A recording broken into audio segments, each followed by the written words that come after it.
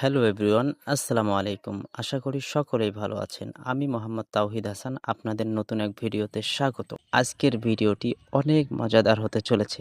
কারণ আজকের ভিডিওতে অনেক মজার বিষয় রয়েছে।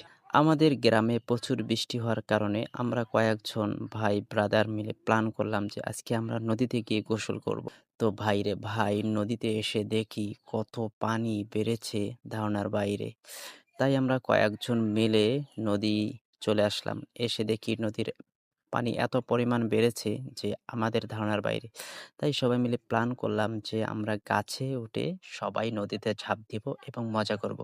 তো ঠিক সবাই মিলে প্ল্যান করলাম এবং গাছ থেকে ঝাঁপ দিলাম। ঝাঁপ দেওয়ার সময় এতটা মজা লেগেছে যে ধারণার বাইরে। ভাই এরকম মজা আপনি লক্ষ, লক্ষ টাকা দিয়েও করতে পারবেন না।